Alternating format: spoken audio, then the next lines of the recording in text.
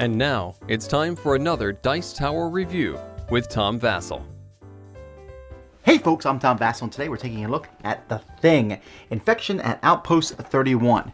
Now this is most definitely based on the movie The Thing, and in this game there is an alien entity in the base, and you are all trying to figure out who that is. Some of you are not real, and that concept is in many games, right? From Battlestar Galactica to many other social deduction games. Who is the bad guy? And this one has that with the trappings of the intellectual property, The Thing. Now, trappings of intellectual property can always be a little bit concerning because you're like, just how well does this convey the theme? Especially for someone like me who's never actually seen the whole movie, because the parts that I did see were so scary that I'm done with that. But I played this with enough people who have seen the movie, and I can give you an idea on that. But first, let's go over the rules.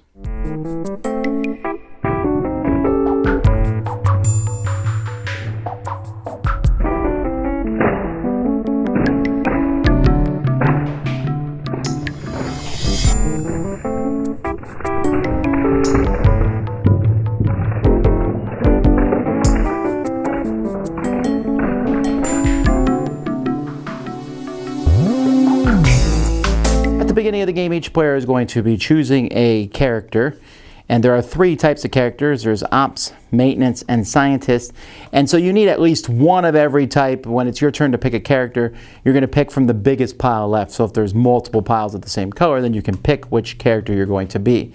Each character is essentially the same, except they have a captain power, which is one of two different things. And they also have a spot to put their supply cards.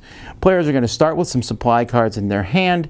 These cards have a possibility of giving you dice in combat. There's a bunch of flashlights, knife, gun, Molotov. There's also some nasty, mean sabotage cards that you have in there, which are brightly colored red so that you know how bad they are. Now, one person is chosen to be the captain, but before we do that, one person's going to be infected. You're going to hand out some blood sample cards to everybody.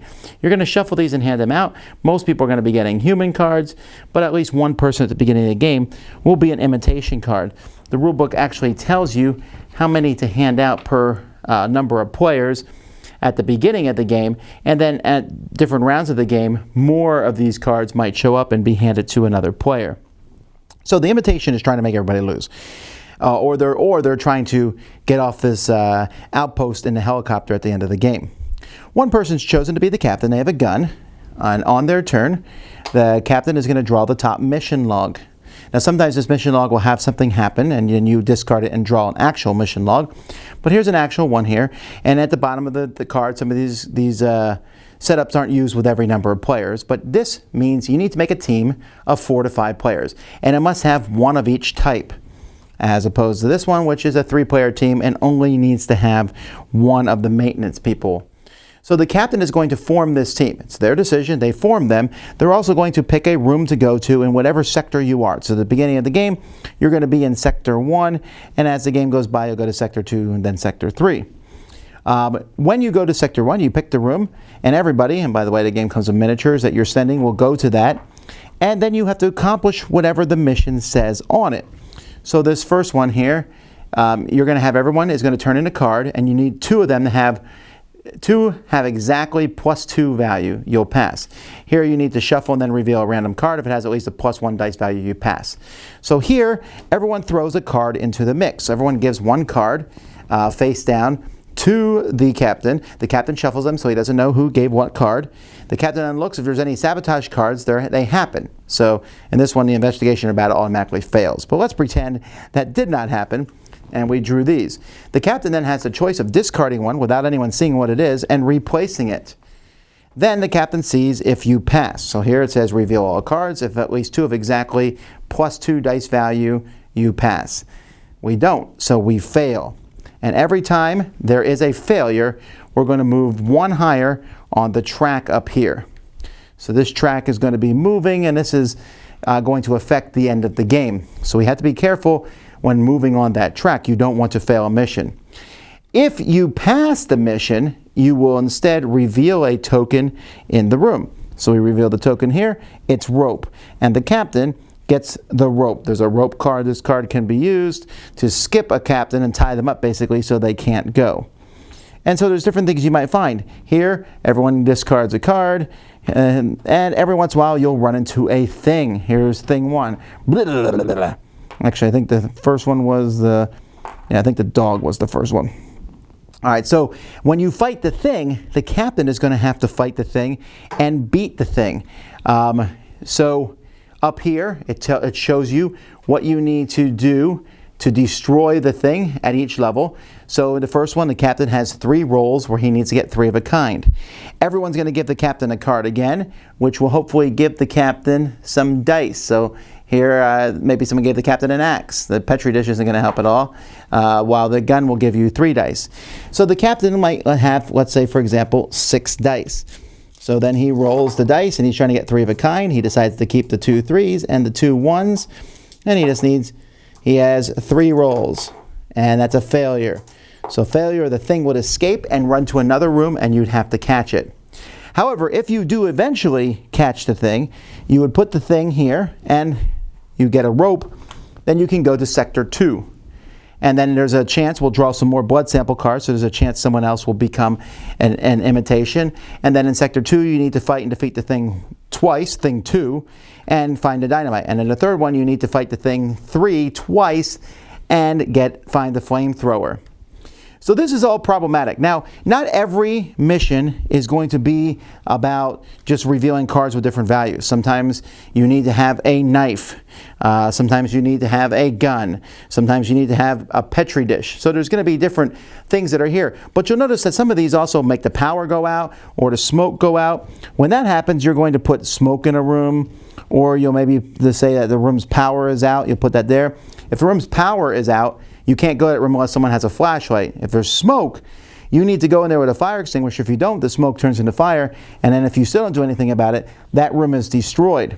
At the top of the game board, we keep track of the destroyed rooms. And if too many rooms are destroyed, the game is over. So the whole goal as you're sending these out and players are watching, you're trying to make things pass, you're trying to get to the end. Once you've found all this stuff, you can try to escape. You will then vote as a group on who the final captain is. The final captain will pick a team of enough people to get off the island, and it's a certain number based on how many players there are, and he can't take a imitation. If he takes an imitation, the imitations win. Otherwise, the good guys win and they escape. There's a few other rules to the game and different things going on. Like I said, captains have special abilities. So, for example, Mr. Windows here, he can discard a card and draw 2 when he's swapping during a battle, or he can re-roll all dice. Norris here, when drawing a mission log, he can take a look at the top 2 and put 1 in front of you and discard the other, and he can re-roll any 1 die. So there's different things that the players can do, and there's a few, special pieces of equipment that can be used at specific times. One last thing I should mention, there are ways for the good guys to test the bad guys at the end of the game. Before you get off on the plane, you can have a chance to make some blood tests, and this is basically how far this moves. When this moves, it's going to make smoke or destroy rooms or put powers out in rooms. You got to be careful about that. But when at the end of the game, if this is underneath 2 or 1 blood test, then the captain can look at some people's cards. So that's pretty helpful. And also the flamethrower device itself, you have the chance to kill someone and take them out of the game, which sounds like player elimination, but isn't really that bad because the game's pretty much over at that point anyway. Or you can check someone's blood with the flamethrower too. Or you can just get extra rolls in the combat situations, up to you. These are just some extra things to make it more interesting as you get to the end of the game. I'm actually very pleased with the board. Each room doesn't really matter what's in the room, thematic wise, but it has a really good look to it, and it looks like a nice schematic here of a base as players go. Let's take a look at these miniatures briefly. They're pretty good. I mean, it's really easy to tell them apart because they're different colors. It's just that when you have multiples of the same color, you have to remember I'm the guy with the gun or what have you. They're not like amazing miniatures, but I'm also not a very picky person when it comes to miniatures, so I'm thinking that these miniatures are pretty good for what I'm trying to do. The Thing miniatures are as terrifying as you might imagine. The different cards that are in the game are very clear what they are. Not only do they have a name and the iconography on them, but they also show what it is. So that is a fire extinguisher. This is copper wire. This is a flashlight. This is an axe. And they also show what they do on it, 2 dice. And then even the mission cards are, again, the mission cards in this game are very clear. This is who you need to have, this is how many players, and this is what you need to do. So overall, the components for this game are very nicely done. Okay, so thematically wise, this works really well. I really like how you're trying to figure it out, the theme. I like how you get the rope, you tie someone up, the flamethrower at the end. It's a very cool finale. The theming comes through really strongly. You have this kind of tension, who is the thing? If you're a player who's not playing the thing's tension, or the bad people's, your tension comes from, when do I go bad? Now the board is essentially window dressing. Doesn't matter if you go to the bathroom as opposed to going to a supply closet. Not really, they're just different locations on the board. But the artwork and everything does bring that flair home. Now, I like the thing. I think it's a fine deduction game, and one of the reasons I really like it is because of the time on it. It's not that long. It feels... Battlestar Galactica is a very entertaining game, but that game can take 2 to 3 hours. This one is definitely a little over an hour, maybe closer to 90 minutes, but still, it has a nice pace to it, and it proceeds along pretty well. It has, like I said, a really strong theming to it. I need to go here. We need a hatchet. There's smoke here. We need a fire extinguisher to put that out. All that stuff comes across really well, and yet isn't that complex. The rules are actually written a little bit more complex than they need to be, but for the most part, if you think you should be able to do something, it happens. And then the plastic miniatures and the art, it all comes across really well done. It's also really easy to see what everything does. I'm like, oh, well, that's that symbol, that's this symbol. Where the game goes from it could have been great to it could have been good is the people who are playing the imitations. If you're playing an imitation, you are trying to lay low.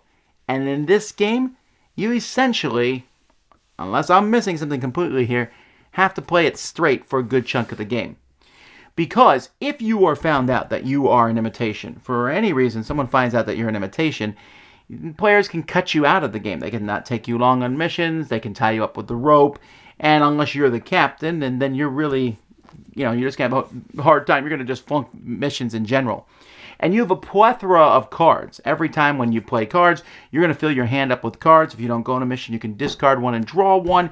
And because of that, those bad, nasty red cards, which you might have to play otherwise, it's really easy to avoid. The good guys, you never have to play them, really. I mean, I guess there's some rare circumstances where you do. And so if someone plays one, we know there was a bad guy. You can't say, look, I threw the card in, but I didn't mean to. It was the only thing I had. You're not going to run into that problem much, or that, I guess it's not a problem. It's a good thing for the game to have. Also, there's no random element. I almost think the game would have been improved if you also drew a random card off the deck and threw it in every time. Because you do that, then suddenly now there's more going on, and now you can say, listen, I know there's a bad card, and it's probably the random card. And if you were the imitation, so we put the cards in, and someone announces, I'm putting in a flashlight, and I'm putting in an axe or whatever, or even once the cards are flipped over, you're like, that flashlight's mine, and I'm like, I put in this. I think this game's harder to beat a thing, especially low player counts. I actually don't think the game works with 4 at all. With 5, it's okay, and it gets better as it goes higher because there's more people, and I find it a unique, interesting thing that the two or more imitations don't know who each other are. And there's even the tiniest possibility that there's only one imitation out there, but unlikely. So I like that concept. I like how people are stressed, but I just wish that the imitation had more things to do, especially once they're found out, then it's even less. But as I have played being an imitation, at some point you have to make your move, but you can't make it too early. So for a good chunk of the game, everyone's kind of just working together and having a good old jolly time, seeing the thing and fighting the thing. And I wish there was more ways to sneakily be bad in this game. Sure, as a captain, you can throw a card away and do it, but here's the deal. Since you will often get exactly what you need from players, you're like, I need an axe, and people give it to you, you're like, well, all right, I got the cards I need, and you won't throw away something and draw another one. Or even if you do, let's say Susan says she threw an axe in, and we need an axe, and I'm the captain, I'm a thing. So I throw it out, and I draw another card. We reveal, and I'm like, wait a minute, Susan just said that she threw an axe in. I'm like, well, she's obviously a liar. Well, it does kind of narrow it down that one of the two of us is a liar, and as a thing or as an imitation, that's really dangerous for me. That is not a complaint, I guess, that makes me dislike the game. I still really enjoy it. Like I said, strong theme, quick gameplay, and the game works. I just wish it was easier to be sneakier as an imitation, and I think that the imitation is at a disadvantage. Now, granted, their winning conditions are not that hard, and there are some interesting, clever things that could be done where if there are two imitations, one could be blatantly bad, so that the other can sneak undetected. But the one who sneaks undetected, they could have done good stuff the entire game, and then they just win because they got off. You literally could play this game where everyone's straight. Now, at the end of the game, that's going to give more blood tests to the good players. But if they don't pick you as one of the people for a blood test, then what do they have to go on? They can't look back at your suspicious behavior. You could have played straight the whole time. So that's my niggling concerns about this. I feel like maybe there could have been a little bit more development to make the imitations have more options. But as it is, I still think it's really well done. The game plays well, and I think a lot of people are really going to enjoy it. Whether you have that same problem as me, I think Battlestar Galactica players are going to say, ooh, this is faster, but they're also maybe going to be a little bit frustrated by the lack of options for the imitation. But still, it's cool, and it sticks true to theme. That's Thing Infection at Outpost 31. Dice Tower Judgment approved. Thanks so much for watching the Dice Tower videos. Find more great videos and reviews, as well as our top-rated audio podcast at Dicetower.com. You can also find other great shows at Dicetowernetwork.com. I'm Eric Summerer, and you've been watching The Dice Tower. The Dice Tower is sponsored by Cool Stuff Inc., where you can find great games for great prices. Cool stuff in stock. Check them out at CoolStuffInc.com. Shut the door.